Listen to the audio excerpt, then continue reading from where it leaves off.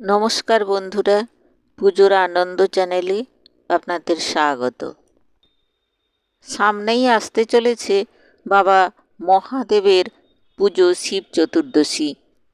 তো শিব চতুর্দশী শুরু হয়েছে 26শে ফেব্রুয়ারি বুধবার সকাল 9:41 আর শেষ হয়েছে 27শে ফেব্রুয়ারি সকাল 8:29।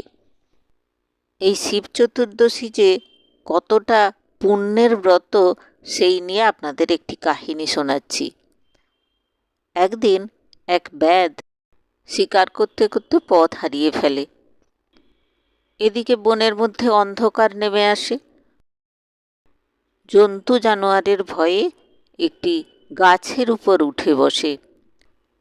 এদিকে তার সারাদিনে এক ফোঁটা জলও পেটে পড়েনি। ক্লান্তিতে বেচারির ঘুম এসে যায়। তো দৈবাৎক্রমে ওই গাছটি ছিল একটি বেল গাছ এবং বেল গাছের নিচে ছিল একটি পাথর, ওটি ছিল শিবলিঙ্গ। রাতে ওই গাছ থেকে শিশির সিক্ত বেলপাতা শিবলিঙ্গর উপর এসে পড়েছে। তো ব্যাধ তো জানে না, যথারীতি সকালবেলা বাড়ি ফিরে গেছে। বাড়ি গিয়ে স্নান সেরে যখন খেতে যাবে ঠিক তখনই এক ব্রাহ্মণ অন্ন সেবা চাইল। তো ব্যাধের স্ত্রী তাকে অন্ন সেবা দিল। এইভাবে নিজের অজান্তে ব্যাধের সেদিন শিবরাত্রি হলো এবং ব্রাহ্মণ ভোজনও করালো। তো মৃত্যুর পরে যমদূত যখন ব্যাধকে যমালয়ে নিয়ে যেতে চাইল তখন শিবলোক থেকে এসে বলল যে না, ওর স্থান শিবলোকে। সে শিবরাত্রি ব্রত করেছে, তাই তার স্থান শিবলোকে। তো বলা হয় না যে তিনি একটি বেলপাতাতেই তুষ্ট। তো সেদিন ব্যাধের একটি বেলপাতাতেই শিব যদি তুষ্ট হন তাহলে আপনারাও প্রতি বছর শিবরাত্রি করুন এবং পুণ্য অর্জন করুন। আপনারা কি জানেন শিবমূর্তি কেন পূজা হয় না, শিবলিঙ্গ কেন হয়? তো তার একটি গল্প রয়েছে, শুনুন। সতী যখন দেহত্যাগ করেন তখন কিন্তু বাবা উন্মাদ, তখন তার দিগম্বর রূপ। সতীর দেহ কাঁধে নিয়ে তিনি উন্মাদ হয়ে ছুটছেন। সতীর দেহের 108টি টুকরো বিভিন্ন জায়গায় পড়ে, তার মধ্যে ভারতে পড়ে 51টি অংশ এবং ওই 51টি পিঠ তৈরি হয়। তো ঋষিপত্নীরা শিবের এই দিগম্বর অর্থাৎ উলঙ্গ রূপ দেখে চমকে যান এবং তার দিকে তাকিয়ে থাকেন। তখন ঋষিরা ভীষণ রেগে যান এবং শিবকে অভিশাপ দেন যে তার যেন লিঙ্গ খসে পড়ে।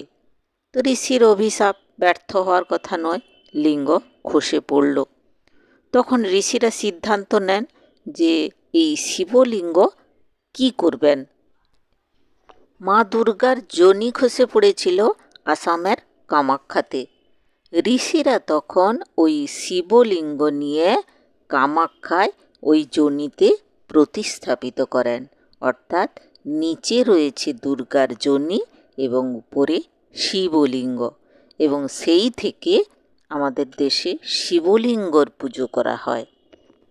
এই অবস্থায় পুজো করলে শিব দুর্গার একসঙ্গে পুজো করা হয়। আপনারা শিব পুজোর আগের দিন নিরামিষ খাবেন এবং পরের দিন মাটি দিয়ে বা গঙ্গা মাটি দিয়েও করতে পারেন 4টি শিবলিঙ্গ তৈরি করে 4 প্রহরে 4 বার পুজো করবেন। তো প্রথম প্রহরে দুগ্ধ, পরেরটিতে দধি, তারপরে ঘৃত এবং মধু দিয়ে অভিষেক করবেন। প্রথম প্রহর পড়েছে 26শে ফেব্রুয়ারি বিকেল 6:23 থেকে রাত্রি 9:30 পর্যন্ত, আর দ্বিতীয় প্রহর রাত 9:30 থেকে 27শে ফেব্রুয়ারি রাত 12:40 অর্থাৎ 12:40 AM। আর তৃতীয় প্রহর পড়েছে 12:40 থেকে সকাল 3:40 AM এবং চতুর্থ প্রহর পড়েছে 3:40 থেকে সকালে 6:56 পর্যন্ত। বাবার অতি প্রিয় ফুল আকন্দ, ধুতুরা, অপরাজিতা দিয়ে আপনারা পুজো করবেন। মহামৃত্যুঞ্জয় মন্ত্র জপ করবেন।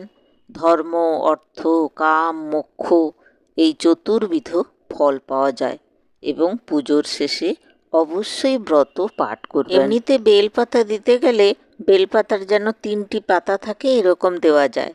তো যদি আপনারা না পান, এক টুকরো বেলপাতা দিলেও তিনি সন্তুষ্ট।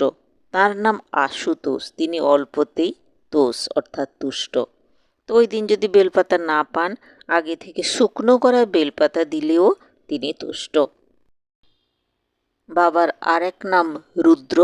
এই 11 সংখ্যাকে বলা হয় রুদ্র, তাই 11টি বেলপাতা আপনারা দেবেন। তবে উল্টো দিকে কখনো দেবেন না, বেলপাতার যেটি মসৃণ দিক সেদিক করে দিবেন, অবশ্যই ডাঁটিটি ফেলে দিয়ে। শিবরাত্রি ব্রত করলে মহাদেব তার ভক্তদের মনোবাসনা পূর্ণ করেন। তো ধন্যবাদ, আজ এই পর্যন্ত।